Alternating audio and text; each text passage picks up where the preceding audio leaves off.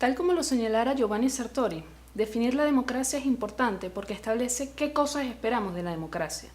Si vamos a definir la democracia de manera irreal, no encontraremos nunca realidades democráticas, y cuando de vez en cuando declaramos esto es democracia o esto no lo es, queda en claro que el juicio depende de la definición o de nuestra idea sobre qué es la democracia, qué puede ser o qué debe ser.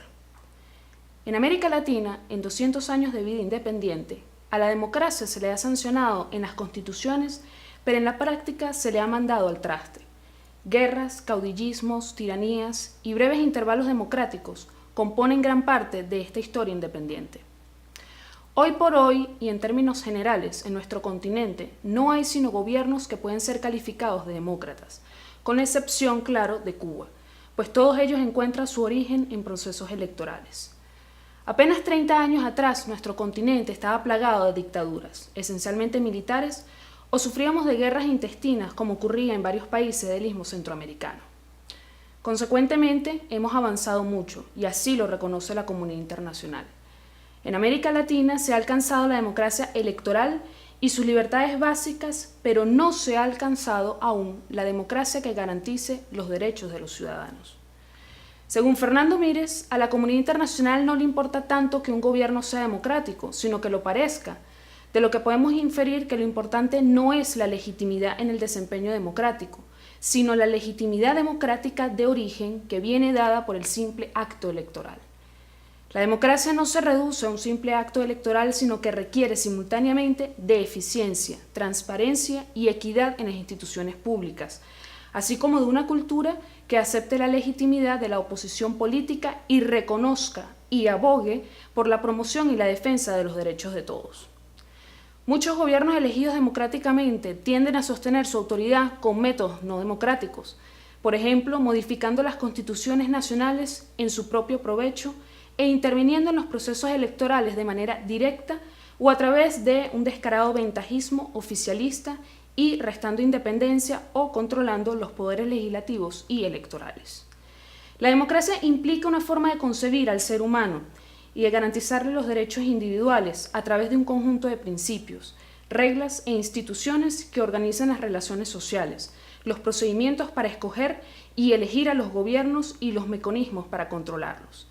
También es el modo como la sociedad concibe y pretende hacer funcionar al Estado. Hoy día es importante analizar la calidad de las democracias, para lo cual se toman dos aproximaciones básicas.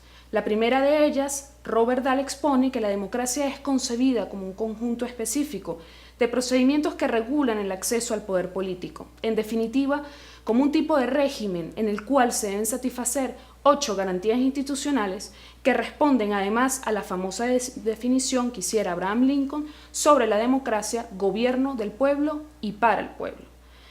Estas 8 características vendrían a ser la libertad de asociación, la libertad de expresión, libertad de voto, elegibilidad para el servicio público, derecho de los líderes a competir en busca de apoyo, diversidad de fuentes de información, elecciones libres e imparciales y además instituciones que garanticen que la política del gobierno depende de los votos y demás formas de expresar las preferencias. El segundo punto sería la aproximación también que vendría a ser destacada por Robert Dahl con sus aspectos institucionales, pero además agregando el componente normativo del Estado de Derecho. Esta posición la asumen los teóricos Guillermo O'Donnell, Larry Diamond y Leonardo Morlino, además de incluir Morlino dentro de las dimensiones de la calidad democrática, las clasificaciones, entre otras cosas, de libertad, igualdad y rule of law.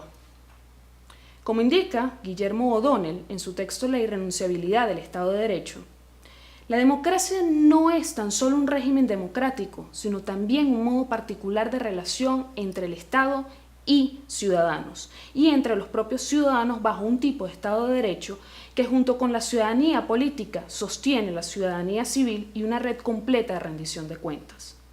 El caso actual de Venezuela frente a estas concepciones de democracia es que carece principalmente de elecciones justas y de derechos civiles, instituciones consolidadas, separación de poderes, alternabilidad y libertades tales como la de expresión y las individuales. Lo que profundamente, por supuesto, impacta en su calidad democrática cuando evaluamos el nivel de participación ciudadana, el respeto al Estado de Derecho, de liberación de todos los sectores políticos y sociales del país en los asuntos públicos y la calidad de justicia que existen en el país. El populismo, bajo el lema de la revolución bolivariana que viene a darse a partir de 1998 en adelante, ha tenido un claro componente demagógico que lejos está de responder a un síntoma de renovación política con pretensiones democráticas. Ha sido en apariencia una forma en que la sociedad podía exigir una mayor democratización del sistema político venezolano a partir justamente de 1998. Sin embargo, ¿cuál ha sido el resultado de ese populismo autoritario bajo el gobierno de Venezuela a partir de 1999 en cuanto a la permanencia de la democracia? Infortunada cuando vemos que, número uno, el gobierno de Hugo Chávez ha logrado instaurar una concentración de poder en una formación política bajo el principio personalista. La voluntad de una sola persona por encima de la formación de un partido ha sido lo menos parecido a lo que puede catalogarse como un partido moderno. En un segundo momento existe un discurso confrontacional en donde el binomio amigo-enemigo, patriotas-oligarca, nutren la necesidad de restaurar el sistema según los nuevos parámetros de la llamada revolución bolivariana. De allí nace una clara exclusión del otro dentro de la toma de decisiones y la deliberalización política nacional. En tercer punto tenemos que hay un líder mesiánico que establece en la actualidad un vínculo con sus seguidores esencialmente en el plano emocional. Hay además un presidencialismo exacerbado, en donde la estructura militar es la que dicta la forma de ejercer el poder político, como ya venía siendo el ejemplo de muchos países en la región latinoamericana en décadas anteriores. Supremacía de la personalización del poder, inhibidora de construcción de ciudadanía, descentralización de la toma de decisiones y la separación de poderes. Hay además una concepción del desarrollo económico y social con marcada autonomía del núcleo imperial, pero en la práctica seguimos abonando dependencia en el recurso principal de riqueza, que es el petróleo, y la formación de un capitalismo de Estado como sistema económico nacional. Dosis ideológica de antiimperialismo y neoliberalismo con enemigo claramente definido, en este caso Estados Unidos. La otra cara de esto, el nacionalismo, asimila la nación con el pueblo, pero también con la propia figura del presidente Hugo Chávez Frías. Este populismo autoritario, como lo catalogan Arenas y Calcaño, responde a la idea de que si bien es cierto que el populismo es un componente esencial de la democracia por su dimensión libertadora, para Carlos Torres, la relación populista también está basada en la apropiación autoritaria de la voluntad popular, por lo cual los regímenes populistas tienden al autoritarismo. Los populismos parecieran ser delegativos, en palabras de Guillermo O'Donnell, y esta delegación hace que el sistema se mueva en la frontera entre lo democrático y lo no democrático. La democracia en Venezuela está amenazada de muerte, pues a pesar de existir una democracia de origen, no la hay de desempeño. Los Estados Unidos, con base a la Constitución y a los derechos fundamentales que ésta proclama, predican como valores la democracia y los derechos humanos, pero muy a menudo no los aplican en sus relaciones externas. En América Latina son numerosos los ejemplos de gobiernos de facto impuestos o apoyados por los Estados Unidos, así como su intervención directa en nombre de la libertad y en la lucha contra el comunismo. Esto ocurrió especialmente durante la Guerra Fría. Lo anterior provocó que durante décadas se haya rechazado las políticas imperialistas norteamericanas, y hoy en día hay gobiernos de nuestra región que esgrimen este argumento para sustentar sus políticas nacionalistas. En América Latina, la creciente falta de oportunidades, demandas sociales insatisfechas, altos niveles de desigualdad, la pobreza y la exclusión social han conducido a la pérdida de confianza en el sistema político y a crisis de gobernabilidad, lo que pone en riesgo la estabilidad del propio régimen democrático. Consecuentemente, florecen gobiernos de izquierda y otros que se acercan mucho más a al tradicional populismo latinoamericano. Hoy predominan tres tendencias.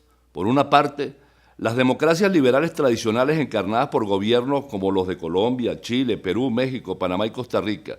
Y en segundo lugar, los llamados gobiernos democráticos de izquierda, que están mucho más cercanos a la tradicional socialdemocracia europea representativa, como el caso de Brasil, Uruguay, El Salvador y hasta cierto punto Argentina.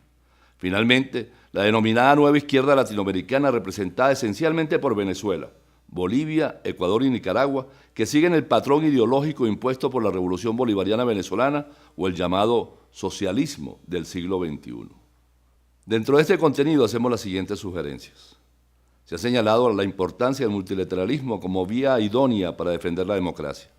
No obstante, constatamos que a pesar de que reconocemos que vivimos en un mundo globalizado e interdependiente, pareciera que poco importa defender los valores democráticos, especialmente allá donde están siendo vulnerados.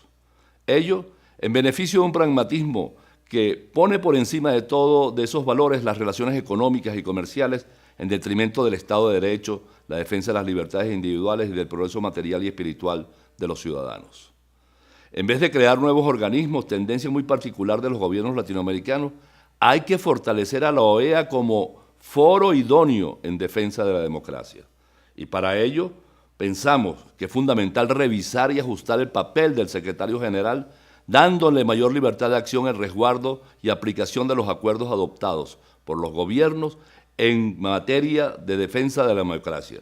Esos acuerdos son la Resolución 1080, el Protocolo de Washington, la Declaración de Managua y particularmente y sobre todo la Carta Democrática Interamericana adoptada en el año 2001. Ellos constituyen los documentos básicos del compromiso hemisférico con la democracia.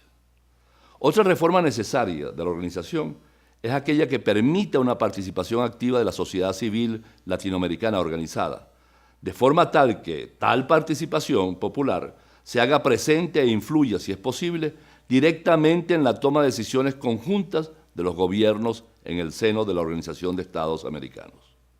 Es fundamental que en todos los acuerdos de integración que se convengan en el hemisferio se incluya lo que se conoce como la cláusula democrática, según la cual los principios democráticos y los derechos fundamentales sería un elemento esencial de dichos acuerdos. Y esta cláusula no debería estar dirigida solamente a prever eventuales intentos o golpes de Estado, sino también a sancionar a aquellos cuyos gobiernos deslegitiman el ejercicio democrático con sanciones que vayan desde acciones tendentes a aislar a esa nación hasta el embargo comercial. Se debe promover en toda la región una democratización de la defensa de la democracia continental, así como de la defensa y promoción de los derechos humanos. Todos los países deben de tener las mismas responsabilidades y derechos en esta materia. Ningún país tiene, independientemente de su poderío territorial, poblacional, económico y militar, el monopolio de la vigilancia de la democracia y los derechos humanos en la región.